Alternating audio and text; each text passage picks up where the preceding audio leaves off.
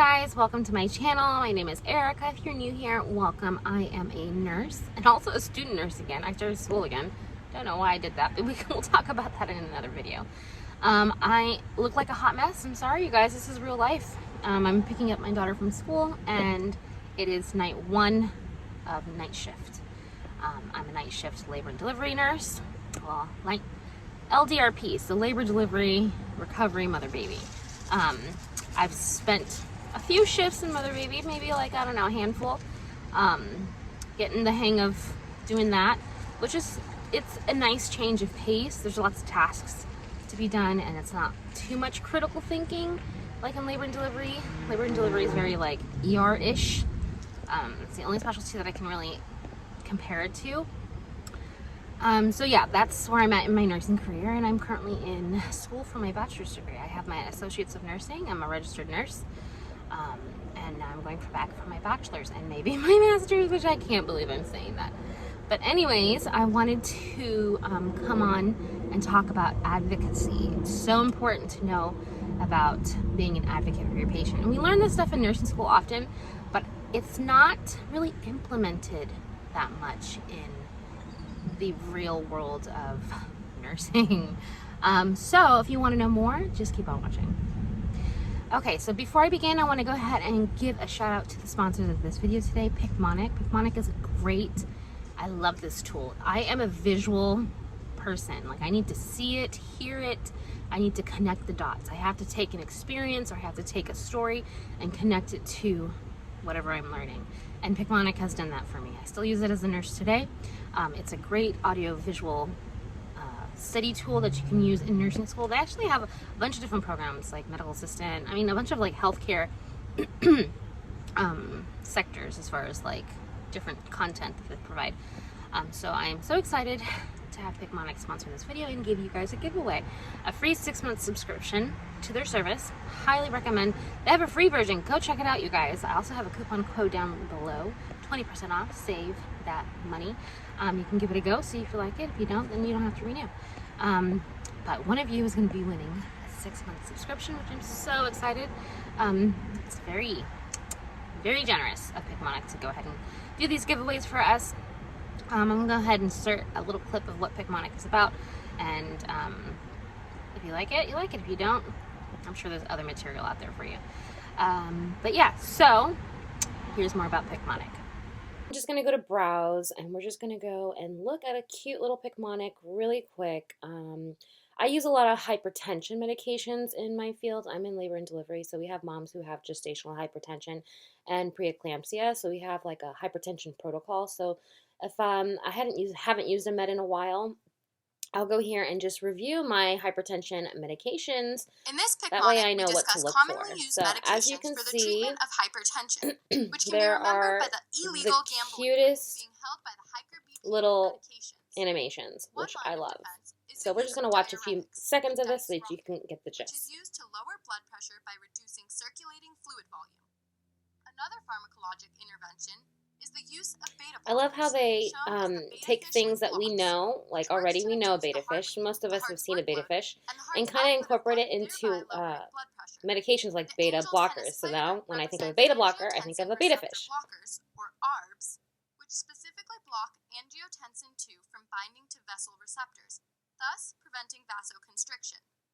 Calcium channel blockers, the calcium cow in the blocked channel, lower blood pressure by causing systemic vasodilation, resulting in a reduced peripheral vascular resistance.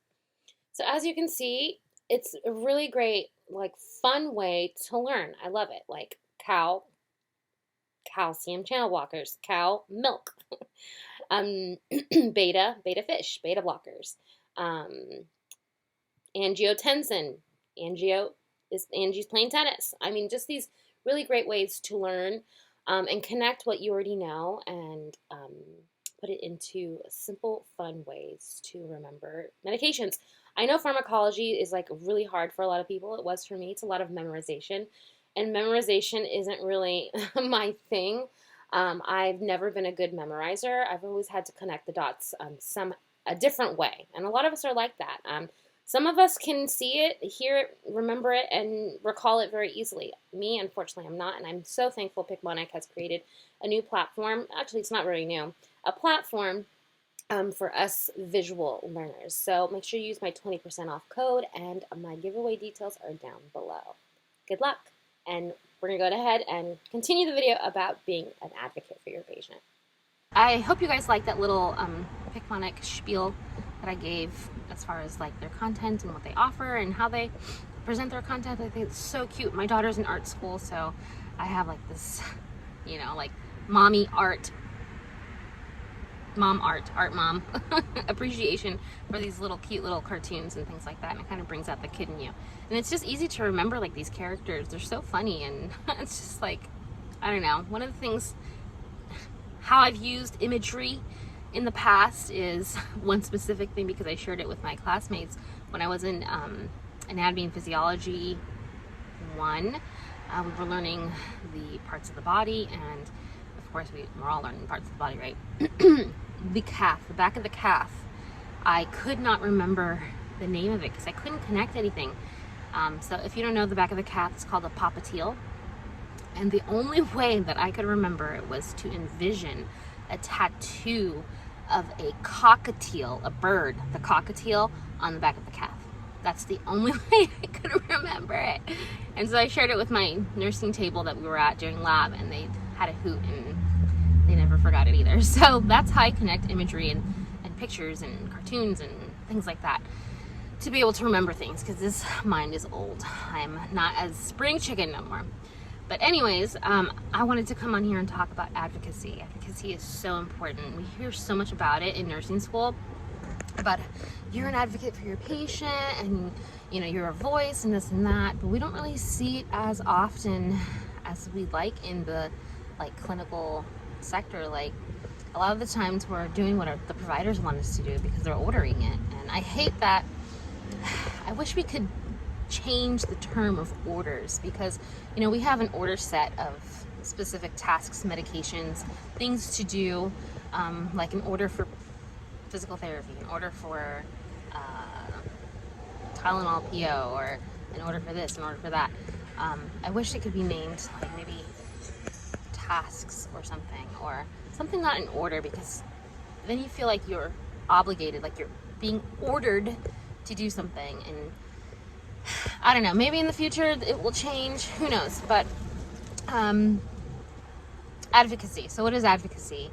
Advocacy is being there for your patient and being a voice and making sure that your patient is heard, even when they can't be heard. So if you have a patient who's nonverbal, and you notice that they're showing signs of pain, what are you going to do? You want to advocate and make sure that you can get an order for pain relief, or for a provider to provide orders to see why this patient's in pain, labs, ultrasound, x-ray, CT, all those things.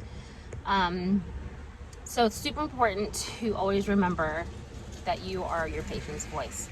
So recently on forums, I've been noticing that nurses are feeling that some providers, not all providers are like this, some providers are, they are ordering certain things to be omitted or not discussed with the patient.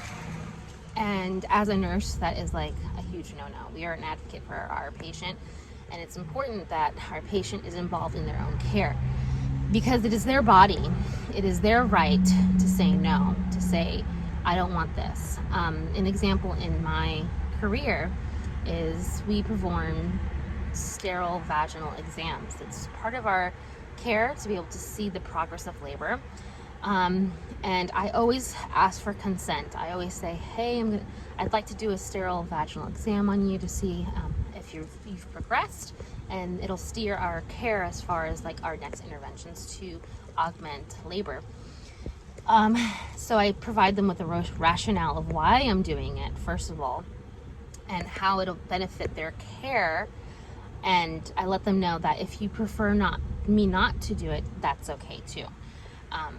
So in the beginning of my assessment time, when I clock into work and I get my report, and then I sit with my patient for a few minutes, discuss who I am, who they are, what names they'd like to be called, if they're having a boy or girl, just small talk to introduce ourselves to each other so that they feel comfortable, because at the end of the day, I'm a stranger to them. I'm a stranger, and this is the most vulnerable time in their lives. They're having a baby. It's one of the most important time in their lives, and to be able to provide them with the care that they expect and that they should receive is very important to me.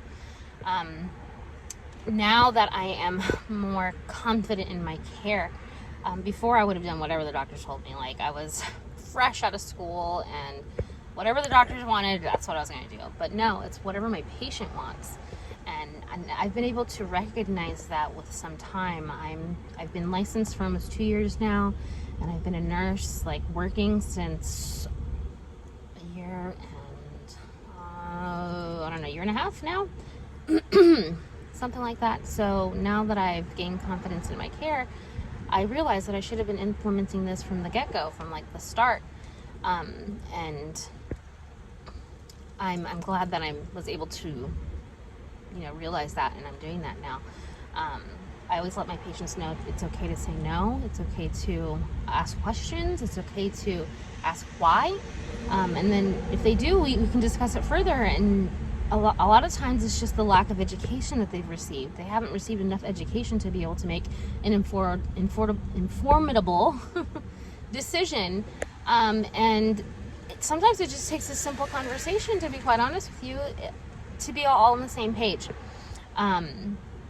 Now, if I encounter a provider, that provider says, no, this is what I want, and this is the only way, I have to remind them in a politeful way that my patient would prefer, and you have to do it in a certain manner. You can't come across aggressive or condescending in that way, although they can often become across that way with us.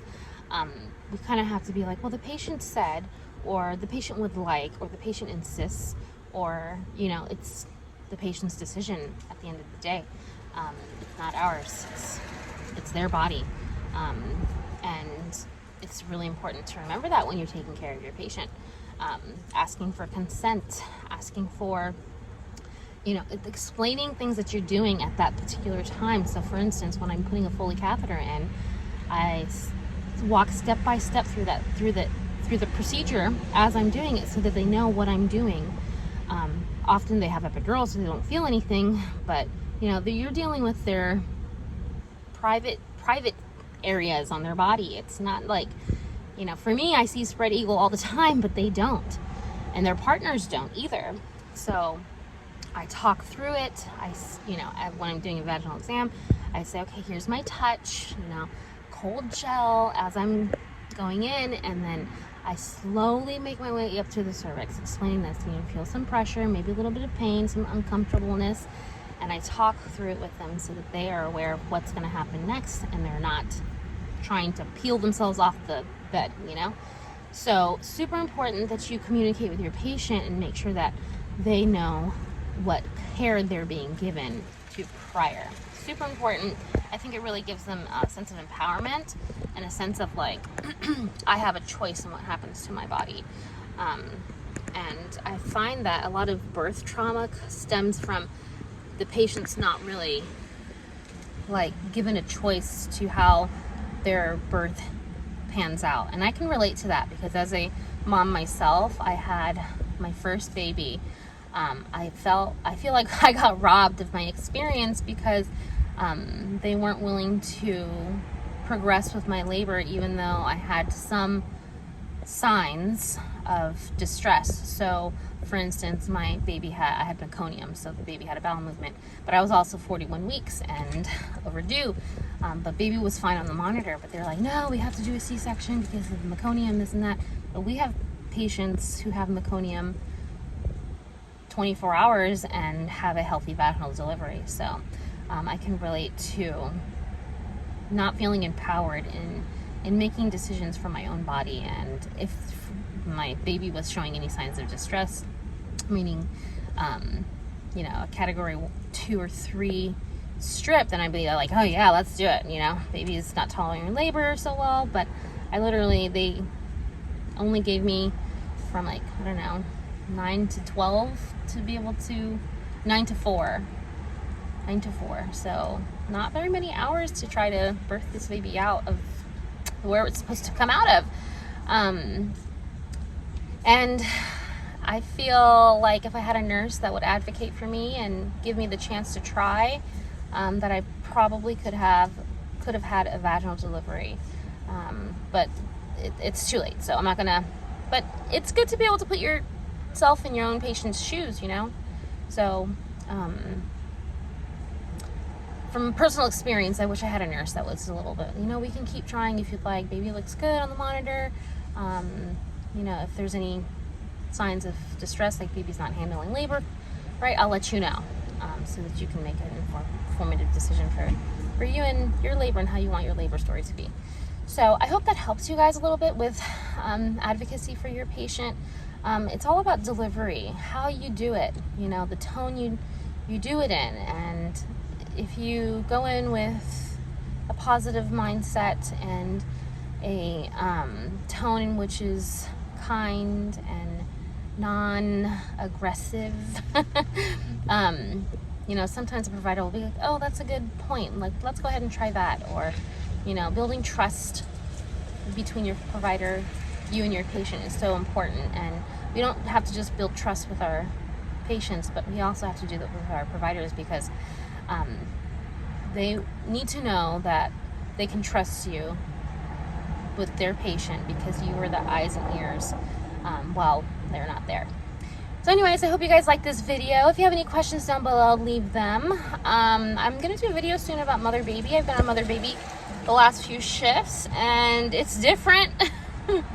It's very different from labor and delivery, but it's a nice change of pace. So I'm not hating it. I prefer to be on labor just because that's my home, that's what I know. But it's, you know, it's making me a more marketable nurse, which is great. And I'm thankful for the opportunity, and I'm happy where I'm at. So any video ideas down below, let me know. Don't forget to enter that PICMONIC giveaway, and I'll see you in my next one. Bye.